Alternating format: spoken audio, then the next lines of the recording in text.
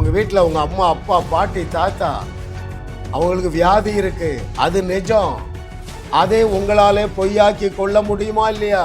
குழந்தை இல்லாமை அது ஒரு நிஜம், அதை உன்னாலே பொய்யாக்கி கொள்ள முடியும்.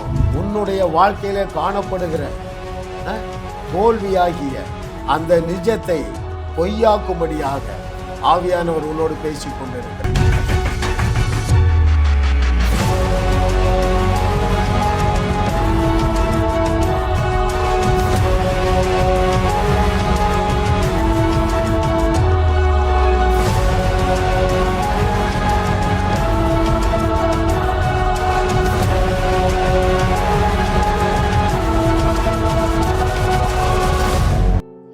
ரெபேக்காளுக்கு சொல்லப்பட்ட ஆசீர்வாதத்தையே உங்களுக்கு சொல்ல போகிறேன்.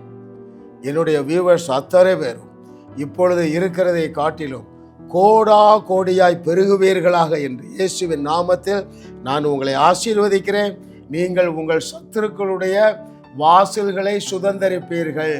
அல்லேலூயா, ஆமென். தேவன் நமக்கு கிருபையாக தந்த அவருடைய அனந்த ஞானம் 230 என்னவென்றால், நிஜத்தை பொய்யாக்கு அல்லது நிஜத்தை பொய்யாக்கிக்கொள். யார் யாரெல்லாம் இந்த சத்தியத்தை அறிந்திருந்தார்களோ அத்தனை பேரையும் தேவன் அற்புதமாக ஆசீர்வதித்திருக்கிறார். அத்தனை பேரையும் தேவன் அற்புதமாக ப்ரொமோட் பண்ணியிருக்கிறார். அத்தனை பேரும், எத்தனை பேர் எதை அறிந்தவர்கள்? நிஜத்தை எப்படி பொய்யாக்குவது என்கிற கலையை கற்றுக்கொண்டிருந்தவர்களை தேவனால் பயன்படுத்தி ஆசீர்வதிக்க முடிந்தது. அநேகருக்கு ஆசீர்வாதமாக இருந்தார்கள். பழைய ஏற்பாட்டிலே நடந்திருக்கு, புதிய ஏற்பாட்டிலே நடந்திருக்கு. பாருங்கள், நான் அடிக்கடி சொல்லி வருகிறேன் பாருங்க, ரட்சிக்கப்பட்ட ஒவ்வொருவரும் இயற்கைக்கு அப்பாற்பட்ட தகுதியினாலும் இயற்கைக்கு அப்பாற்பட்ட வல்லமையினாலும் நீங்கள் அலங்கரிக்கப்பட்டு இருக்கிறீர்கள். இயற்கைக்கு அப்பாற்பட்ட தகுதி என்றால் என்ன தெரியுமா? தேவனை போல அப்பழுக்கற்றவர்களாக உங்களுடைய ஆவி மனுஷனிலே நீங்கள் தகுதி அடைந்து இருக்கிறீர்கள். நீதிமான்கள் ஆக்கப்பட்டு பரிசுத்தமாக்கப்பட்டு பரிபூரணமாக்கப்பட்டு இருக்கிறீர்கள். அது நேச்சுரல் வேலை வரல. நான் ரொம்ப பரிசுத்தமாக வாழ்கிறேன் ஆகையினாலே நீங்கள் பரிசுத்தமான் கிடையாது. இயேசுவையே நமக்குள்ளே பரிசுத்தமாக வைத்து விட்டார், எனவே நாம் பரிசுத்தவான்கள். அதே போல இயேசுவையே நமக்குள்ளே என்னவாக வைத்து விட்டார்?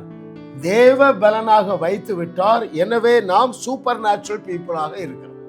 ரைட்? அல்லேலூயா, ஆமென். இந்த நிஜத்தை நீங்கள் அறிந்து கொள்ளும் பொழுது, எந்த நிஜம்? என்னுடைய ஆவி மனுஷனிலே எந்த பழுதும் இல்லை, நான் முற்றிலுமாக தகுதியாக்கப்பட்டு இருக்கிறேன், முற்றிலுமாக வல்லமையாக்கப்பட்டு இருக்கிறேன் என்கிற சத்தியத்தை அல்லது இந்த நிஜத்தை அல்லது இந்த வார்த்தை உங்களுடைய வாழ்க்கையில மாம்சமாகி விடும் என்றால் நீங்கள் இயேசு கிறிஸ்து செய்தவைகளையும் செய்வீர்கள், அதை விட பெரிய அற்புதங்களையும் செய்வீர்கள். அல்லேலூயா. பாருங்கள், அப்போ இந்த நிஜம் எது? நான் நீதிமான், நான் வல்லமையானவன், இயேசு கிறிஸ்து செய்யாத பெரிய அற்புதங்களை செய்யக்கூடிய ஆற்றல் மிக்கவன் என்பதை நீங்கள் அறிந்து கொள்ளுவீர்கள் என்றால் உங்கள் வீட்டில் காணப்படுகிற தரித்திரமாகிய நிஜத்தை நீங்கள் பொய்யாக்கி கொள்ளலாம். ரைட்? உங்கள் வீட்டில் உங்கள் அம்மா அப்பா பாட்டி தாத்தா அவங்களுக்கு வியாதி இருக்கு, அது நிஜம். அதை உங்களாலே பொய்யாக்கி கொள்ள முடியுமா இல்லையா? ரைட்? ஹல்லேலூயா. கர்த்தரை தெய்வமாக கொண்ட நாம் பாக்கியவான்கள். ஏனென்றால் மோசமான நிஜங்களை பொய்யாக்கும்படியாக தேவன் உங்களை என்னோடு அழைத்திருக்கிறார். சில உதாரணங்களை பார்க்கும் பொழுது உங்க மைண்ட் அதை அக்செப்ட் பண்ணிடும். ரைட்? பாருங்கள், 5 நிஜங்களை சொல்லட்டுமா? இன்னைக்கு அநேக நல்ல கிறிஸ்தவர்களும் பற்றாக்குறையோடு வாழ பழகிட்டாங்க. சம்பளம் வாங்கினா 20ஆம் தேதியோட முடிந்துகிடுது. பற்றாக்குறை. அந்த நிஜத்தை நீங்கள் பொய்யாக்க போகிறீர்கள். ஹல்லேலூயா. சிலர் தோல்வியோடு வாழுகிறார்கள். அவருடைய வாழ்க்கையின் நிஜமே என்னதுதான்? தோல்விதான். இவர்களுடைய வாழ்க்கையின் நிஜமே என்னதுதான்? வியாதி தான். ரைட்? இவைகள்தான் அநேக நல்ல கிறிஸ்தவர்கள் வீட்டிலேயும் நிஜமாக இருக்கிறது. அந்த நிஜத்தை நீக்கி அதை பொய்யாக்கக்கூடிய நாள் துவங்கி விட்டது என்று கர்த்தர் சொல்லுகிறார். அருமையானவர்களே, குழந்தை இல்லாமை, அது ஒரு நிஜம். அதை உன்னாலே பொய்யாக்கி கொள்ள முடியும். ஆமென். உன் கணவன் உன்னை விட்டு பிரிந்து வேற ஒருத்தியோடு வாழுகிறான், அது நிஜம், அது reality. But you can change it. ஆமென். அதற்காகவே இந்த செய்தியை நீ கேட்கக்கூடிய வாய்ப்பையும் வாஞ்சையும் ஆவியானவர் தந்திருக்கு. பாருங்க, ஒரு 5 நிஜத்தை பார்ப்போமா? வேதத்தில் எப்படி தேவையில்லாத காரியங்களை பொய்யாக்கினார்கள். முதலாவது பற்றாக்குறை. பற்றாக்குறை என்பது தேவையில்லை, அப்படித்தானங்க? அது நமக்கு தேவை இல்லை. அந்த பற்றாக்குறையை எப்படி பொய்யாக்கினான் நம்ம எலிசா என்று சொல்லி வாசிப்போமா? உங்களுக்கு தெரிந்த சரித்திரம் பாருங்க. விதவையாகிய சாரிபாத், நாட்டில் மழை இல்லை. மழை இல்லாமல் பண்ணினது யாரு? நம்முடைய எலியாதான் இல்லையா? அவங்களுக்கு தெரியும் பாருங்க. அவன் என்ன சொல்றான் பாருங்க. 1 ராஜாக்கள் 17:1 கிலேயாத்தின் குடிகளிலே திஸ்பியனாகிய எலியா ஆகாப் என்கிற ராஜாவை நோக்கி, என் வாக்கின்படியே அன்றி இந்த வருஷங்களிலே பனியும் மழையும் பெய்யாதிருக்கும் என்று இஸ்ரவேலின் தேவனாகிய கர்த்தருக்கு முன்பதாக நிற்கிற நான் அவருடைய ஜீவனை கொண்டு சொல்லுகிறேன். மழையை நிறுத்திட்டான். பாதிப்பு யாருக்கு வந்துட்டு? சாரிபாத் விதவைக்கு வந்துட்டு. அங்கே மழையை நிறுத்தணும், இங்க என்ன செய்யணும்? பட்டினியை போக்கணும், பற்றாக்குறையை போக்கணும். அப்போ அந்த விதவையுடைய நிலைமை என்ன? மழை இல்லாததுனால விளைச்சல் இல்லை. ரைட்? அந்த நாட்களில் எப்படிங்க வாழ்ந்திருப்பாங்க? காட்டில் போய் அங்கே காய்க்கிற பழங்கள் இல்லையா, ஏதாவது காய்கள், வெள்ளரிக்காய், கொம்மடிக்காய், இதைத்தான் சாப்பிட்டு வாழ்ந்திருப்பாங்க இல்லையா, 4000 வருஷத்துக்கு முன்பதாக. அப்போ அங்கே அவளுக்கு விளைச்சல் இல்லை, மழை இல்லை. கொஞ்சம் போல மாவு, கொஞ்சம் போல எண்ணெய், பற்றாக்குறை. அது நிஜம். ரைட்? இவன் என்ன சொல்றாவா? எலியா, ஒரு நேரம் சாப்பாட்டுக்கு தான் மாவு எண்ணெயும் இருக்கு, நானும் என்னுடைய மகனும் அதை சாப்பிட்டு சாக போறோம், அதை வேக வைக்கிறதுக்கு, இந்த மாவில் சப்பாத்தி சுடுறதுக்கு 2 விறகு பொறுக்கிறேன்னு சொல்றான். இந்த கதையெல்லாம் உங்களுக்கு தெரியும் பாருங்க. அப்போ இந்த நிஜத்தை, இந்த பற்றாக்குறையை எப்படி எலியா பொய்யாக்கினான் என்பதுதான் இன்றைய பாடம். பாருங்கள், அவன் என்ன சொல்லுகிறான் பாருங்கள். 14வது வசனம், 1 ராஜாக்கள் 17:14 கர்த்தர் தேசத்தின் மேல் மழையை கட்டளையிடும் நாள் மட்டும் பானையின் மா செலவழிந்து போவதும் இல்லை, கலசத்தின் எண்ணெய் குறைந்து போவதும் இல்லை என்று இஸ்ரவேலின் தேவனாகிய கர்த்தர் சொல்லுகிறான்னு சொல்றாங்க. ஐயா, பற்றாக்குறையை போக்குவதற்கு அல்லது பற்றாக்குறையை பொய்யாக்குவதற்கு எலியா எளிய முறையை தெரிந்து கொண்டான். உடனே இவன் என்ன செய்யல? நான் போய் எப்படியாவது உழைச்சி உனக்கு மாவு வாங்கிட்டு வரமா, இல்லை பக்கத்து வீட்டில் வாங்கி தரேன், இப்படியெல்லாம் பிராக்டிக்கலாக பேசலைங்க. இம்ப்ராக்டிக்கலாக பேசுகிறான். என்ன பேசுகிறான்? எம்மா, உன்னுடைய பானையில் மாவும் குறையாது, கலசத்தில் எண்ணெயும் குறையாது. அல்லேலூயா. நடந்தது என்ன?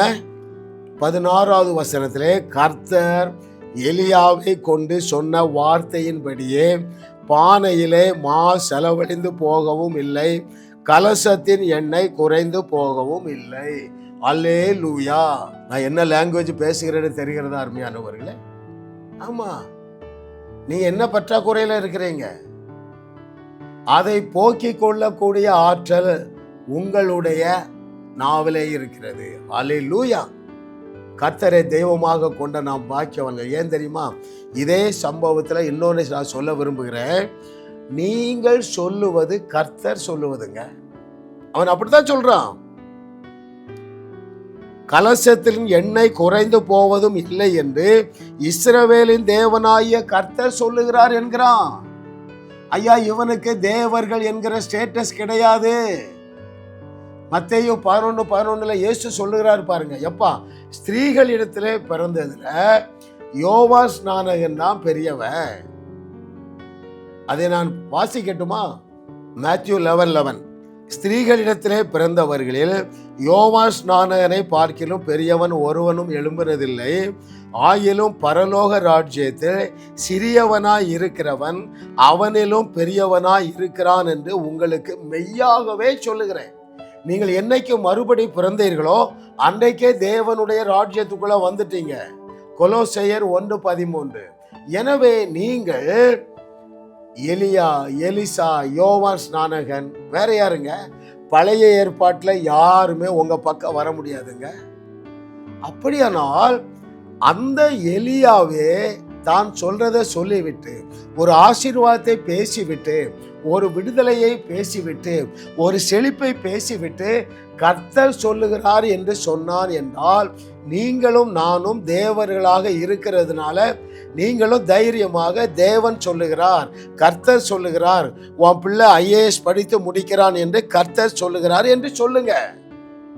ரைட்? உன் பிள்ளை 95+ வாங்குவான் என்று கர்த்தர் சொல்லுகிறார் என்று சொல்லுங்கள். அல்லேலூயா.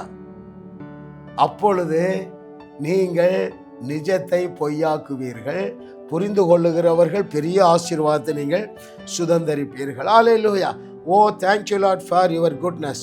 What a loving daddy. ரெண்டாவது பாருங்களேன், தோல்வியாகிய நிஜத்தை பொய்யாக்கினவர்கள். ஆமென். ஒரு நாள் 2 நாள் இல்லைங்க, 40 நாள் தோல்வி. எங்க? யுத்த களத்துல. ஒரு பக்கம் பெலிஸ்தருடைய சேனை, ஆயிரக்கணக்கான போர் வீரர்கள், மற்றொரு பக்கம் தேவனுடைய சேனைகளின் கர்த்தருடைய சேனை. தோல்வியை ஏற்றுக்கொண்டாங்க. முடியாது, அவன் ராட்சதன். தோல்வியை ஏற்றுக்கொண்டு இருக்கிறாங்க. அங்க வந்தாங்க பாருங்க, சத்தியத்தை சரியாக அறிந்த ஆட்டு இடையன். அந்த நிஜத்தை பொய்யாக்கினானா இல்லையாங்க? அல்லேலூயா. உன்னுடைய வாழ்க்கையில காணப்படுகிற தோல்வியாகிய அந்த நிஜத்தை பொய்யாக்கும்படியாக ஆவியானவர் உன்னோடு பேசி கொண்டு இருக்கிறார். அல்லேலூயா. அவன் என்ன சொன்னா? ஆட்டிடையன், நான் போய் 3 நாள் உபவாசம் பண்ணிட்டு வருகிறேன், அப்படி சொல்லவில்லை. நான் என்னுடைய ஆயுதங்களை எடுத்துக்கொண்டு வருகிறேன், அப்படி சொல்லவில்லை. ராஜா, இவரை அனுப்புங்க, எங்க அண்ணனை அனுப்புங்க, அப்படி சொல்லவில்லை. இன்றைக்கு நான் உன் தலையை எடுப்பேன் என்று சொன்னான் அல்லவா? அந்த சூழ்நிலையை பொய்யாக்கினான் அல்லவா? அந்த தோல்வியை பொய்யாக்கினான் அல்லவா? அதற்கு பல சான்றுகள் வேதத்தில் இருக்கின்றனவே. தோல்வியை ஏற்றுக்கொள்ளாதீங்க, பற்றாக்குறையை ஏற்றுக்கொள்ளாதீர்கள், கண்ணீரை ஏற்றுக்கொள்ளாதீர்கள், பிரிவினைகளை ஏற்றுக்கொள்ளாதீர்கள். ஒரு மகள் போன் பண்றா, அங்கிள் என் புருஷனை 11 வருஷமா காணோம். நான் ஒரே ஒரு வார்த்தை சொன்னேன், 3 நாட்களிலே உன்னை தேடி வந்து விடுவான் என்று கர்த்தர் சொல்லுகிறார் என்று சொன்னேங்க. அன்னைக்கே போன் பண்ணிட்டான், ரெபேக்கா எப்படி இருக்காமா? நான் இங்கதான் இருக்கிறேன். வருஷம் 2 ஆச்சுங்க. நல்லா சந்தோஷமா வாழுகிறார்கள். ஏனென்றால் நிஜத்தை பொய்யாக்குகிற கலையை கர்த்தருடைய ஆவியானவர் எனக்கு கற்றுத்தந்தார், உங்களுக்கும் கற்றுத்தருகிறார். இந்த வார்த்தைகள் எல்லாம் உங்களுடைய வாழ்க்கையிலே மாம்சமாக மாறுவதாக. அல்லேலூயா. அடுத்த நிஜம் என்ன? குழந்தை இல்லை. குழந்தை இல்லை, வயதும் கிழவி ஆயிட்டான். சத்தியத்தை அறிஞ்ச எலிசா அங்க இருந்தான் பாருங்களேன். அவன் அந்த குழந்தை இல்லாமை அல்லது மலடு என்கிற நிஜத்தை எப்படி பொய்யாக்கினான்? ரொம்ப சிம்பிளா ஆயிட்டான். ஏமா 10 மாதத்துல உன் கையில ஒரு ஆண் குழந்தை இருக்கும் என்று சொல்லி அந்த இல்லாமை மலட்டுத்தன்மையை, மலடு என்கிற நிஜத்தை பொய்யாக்கின அந்த எலிசாவை போல நீ பேசி குழந்தை பாக்கியத்தை அநேகருக்கு அருளும்படியாக தேவன் உன்னை என்னோடு இணைத்திருக்கிறார். ஆமென். அல்லேலூயா. அதை உங்களுக்கு வாசிக்கட்டுமா? 2 ராஜாக்கள் 4வது அதிகாரம் 16 மற்றும் 17வது வசனங்களிலே, அப்பொழுது அவன் ஒரு பிராண உற்பத்தி கால திட்டத்திலே, கிளவிட்ட பேசுறான், ஒரு பிராண உற்பத்தி கால திட்டத்திலே, அதாவது 10 மாதங்களிலே ஒரு குமாரனை அணைத்து கொண்டிருப்பா என்றான். அதற்கு அவள், ஏது தேவனுடைய மனுஷனாகிய என் ஆண்டவனே, உமது அடியாளுக்கு அபத்தம் சொல்ல வேண்டாம், முட்டாள்தனமாக பேசாதீங்கிறான் அப்படின்னு சொல்லுகிறாள். அடுத்த வசனம் 17, அந்த ஸ்திரீ கர்ப்பம் தரித்து எலிசா தன்னோடே சொன்னபடி ஒரு உற்பத்தி கால திட்டத்தில் ஒரு குமாரனை பெற்றாள். ஹல்லேலூயா, ஹல்லேலூயா. குழந்தை இல்லாமை எவ்வளவு அவமானம், நிந்தை இல்லை? இன்னைக்கு அநேக நல்ல விசுவாசிகள் கூட குழந்தை இல்லாமல் பரிதபிக்கிறார்கள். அந்த நிஜத்தை பொய்யாக்கும்படியாக தேவன் அந்த கலையை உனக்கு கற்றுத்தந்து கொண்டிருக்கிறார். ஆமென். நான் சென்னையில் இருக்கிறேன். திருநெல்வேலியிலேருந்து ஒரு மகா கூப்பிடுறா, அழுகிறா, அங்கிள் எனக்கு 4 வருஷம் ஆச்சு, குழந்தை இல்லை. நாங்கள் பிஎஸ்சி கோயம்புத்தூர் இன்ஜினியரிங் கல்லூரியில் படிக்கும்போது லவ் மேரேஜ் பண்ணோம். நானும் ஹிந்து, என் கணவனும் ஹிந்து. எல்லாரும் நிந்திக்கிறாங்க. நான் சிம்பிளா சொன்னேன், 60 நாளிலே நீ கன்சீவ் ஆகி விடுவாய். நான் மறந்துட்டேன் பாருங்க. 35வது நாள்ல கூப்பிடுறான், யாருமா? சோன் சோ, சொல்லுமா, பேர்லாம் மறந்து போச்சு. இப்போ பாருங்க, 5 ஆண்டுகள் ஆகிவிட்டன. அங்கிள் நீங்க சொன்னீங்க 60 நாள்ல கன்சீவ் ஆயிருவேன்ட்டு. நான் இப்போ லேபில் இருந்து பேசுறேன். நீங்க சொல்லி 35 நாள் ஆச்சு, நான் கன்சீவ் ஆகிவிட்டேன். அல்லேலூயா. ஹஸ்பண்ட கூட சொல்லல, அங்கிள் உங்ககிட்ட தான் ஃபர்ஸ்ட்ல சொல்றேன். ஐயா, இப்படி நிஜத்தை பொய்யாக்குவதற்கு அநேக ஆட்கள் தேவை. அநேக தொழிற்சாலைகளிலே இங்கு வேலை காலி இல்லை, நோ வேகன்சி என்று போர்டு இருக்கும் பாருங்க. ஆனா ராஜ்யத்துல போர்டே இல்லைங்க. செத்தவங்களை எழுப்ப ஆட்கள் தேவை. குழந்தை இல்லாதவர்களுக்கு குழந்தை பாக்கியத்தை தேவனிடத்திலிருந்து பெற்றுக் கொடுக்க ஆட்கள் தேவை. நிஜத்தை பொய்யாக்க ஆட்கள் தேவை. கேன்சர் வியாதியை சுகமாக்க ஆட்கள் தேவை. தரித்திரர்களை செல்வந்தர்கள் ஆக்க ஆட்கள் தேவை. அதுல போய் ஜாயின் பண்ணிக்க. பரலோகம் ஒன்ன நம்பி இருக்குப்பா. 4வது என்ன நிஜம்? பட்டினி, கோர பட்டினி. எந்த அளவுக்கு பட்டினி? எப்படியும் இன்னைக்கு செத்து போயிட போறோம். நான் என்ன செய்யறேன்? என் குழந்தைய அறுத்து வேக வச்சு சாப்பிட்றேன். அவ்வளவு பெரிய பட்டினிங்க. நிஜம் அது. அந்த நிஜத்தை ஒருவன் பொய்யாக்கினான் பாருங்க, பழைய ஏற்பாடுலங்க. தேவனாகிய இயேசு கிறிஸ்து உன்னையும் என்னையும் பார்த்துதான் சொன்னாரு, நீங்கள் வசனத்தை பெற்றுக்கொண்டு இருக்கிறதுனால தேவர்கள் என்று சொன்னாருங்க. அல்லேலூயா. பாருங்க, நம்முடைய நாதனாகிய இயேசு கிறிஸ்து நம்முடைய மூத்த சகோதரர். அப்போ அவர் தேவனாய் இருக்கிறதுனால நாமும் தேவர்கள் தான் எழுதி இருக்கு. நம்மாலும் இப்படி பேச முடியுமா இல்லையாங்க? நம்மாலும் இப்படிப்பட்ட மோசமான நிஜங்களை பொய்யாக்க முடியுமா இல்லையா? நாம் அவைகளை பொய்யாக்க வேண்டுமா இல்லையா? அல்லேலூயா. சொன்னபடியே ஆகும் என்றே சொன்னாரையா. உன்னுடைய தேவன் உன்னை பார்த்தா சொன்னாருப்பா. நீ சொன்னபடியே ஆகும் என்று சொன்னாரப்பா. அவர் வார்த்தைக்கு கீழ்ப்படிந்து சொல்லும் மகனே. அப்போ என்ன ஆகும்? இப்படிப்பட்ட தோல்விகள், இந்த நிஜங்கள் எல்லாம் பொய்யாக மாறிவிடுமே. அல்லேலூயா. ஓ thank you Lord for your goodness. கடைசியாக ஒரே ஒரு நிஜத்தை எப்படி பொய்யாக்கினார்கள் சத்தியத்தை அறிந்தவர்கள் என்று சொல்லி நான் வாசிக்கட்டுமா? மரணமே பொய்யாக்கப்பட்டிருக்கிறதுங்க. யாராலெல்லாம் மரணம் பொய்யாக்கப்பட்டது? எலியா, எலிசா, இயேசு கிறிஸ்து, பேதுரு, பவுலு. வேதத்துல சுமார் 10 இடங்களிலே செத்த சடலங்களை உயிரோடு எழுப்பி இருக்கிறார்கள். அந்த மரணம் என்கிற நிஜத்தை பொய்யாக்கி கொண்டார்கள். ஹல்லேலூயா. யாருமே கஷ்டப்படலைங்க, யாருமே கஷ்டப்படல. ஹல்லேலூயா. ஐயா, மரணமாகிய நிஜத்தை பொய்யாக்கும்படியாக தேவன் உங்களை என்னோடு இணைத்திருக்கிறார். அப்படி என்றால் என்ன பொருள்? பல செய்திகளில் சொல்லியிருக்கிறேன். வேட்டையிலே மிக சிறந்த வேட்டை டெட் பாடியை எழுப்புறது தான். ஆமாம். ஏன்? நீ 1000 பிரசங்கம் பண்றதும் சரி, ஒரு டெட் பாடியை உயிரோடு எழுப்புறதும் சரி. ரைட்? அது சர்வ சாதாரணமாக நடந்திருக்க. மரணம் என்கிற நிஜத்தை பொய்யாக்குவதற்கு ஒவ்வொரு தேவனுடைய பிள்ளையிலும் வாயிலையும் பவர் வச்சிருக்கிறார. உன் நிழல் பட்டாலே சரீரம் உயிரோட வந்துருப்பா. ஆமென். ஹல்லேலூயா. கர்த்தரை தெய்வமாக கொண்ட நீங்கள் பாக்கியவான்கள்.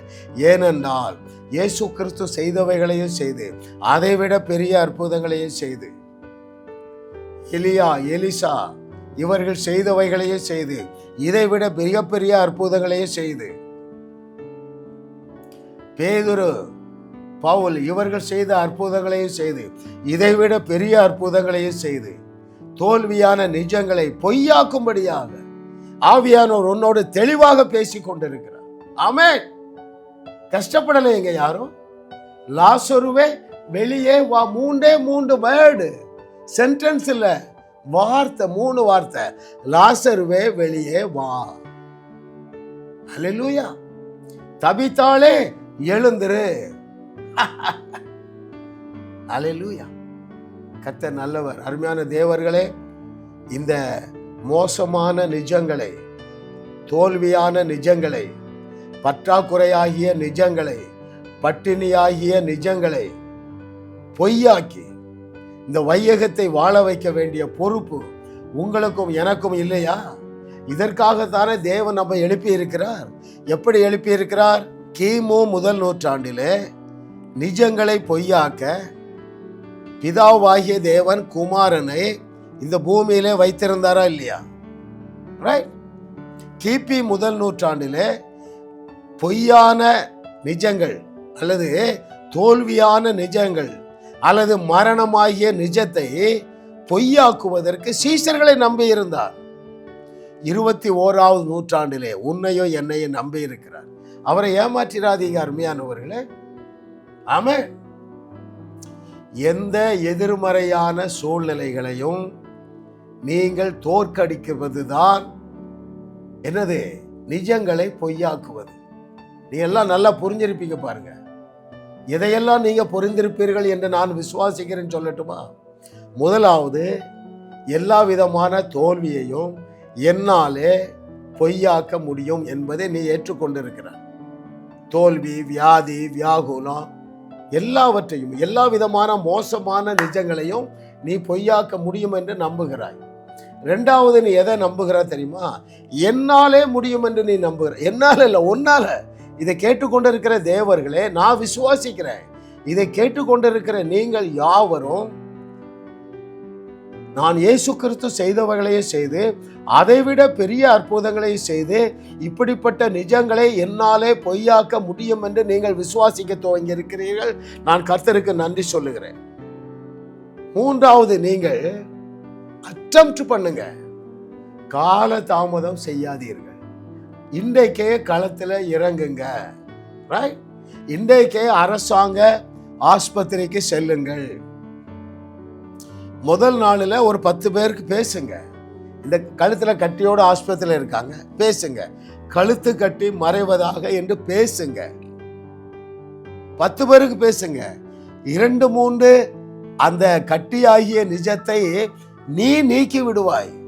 உனக்கு தைரியம் வந்துடும், விசுவாசம் வந்துடும். பரலோகம் எழுந்து நின்று கை தட்டும்.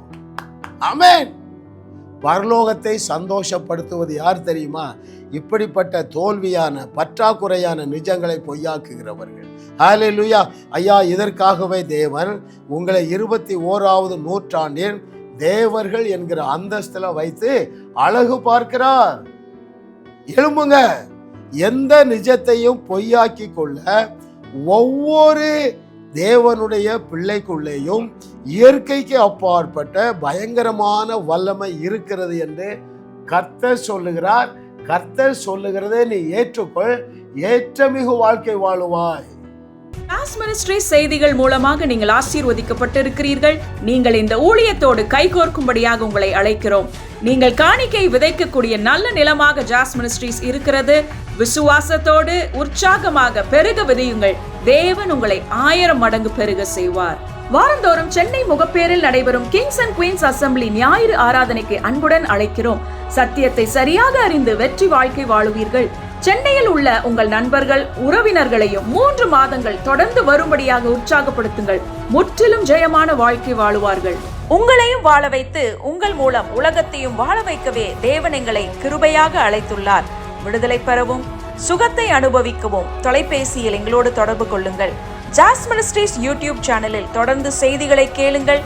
சப்ஸ்கிரைப் செய்யுங்கள். வீடியோக்களை லைக் செய்து பலரோடு பகிர்ந்து கொள்ளுங்கள். அவர்களும் ஆசீர்வதிக்கப்படட்டும்.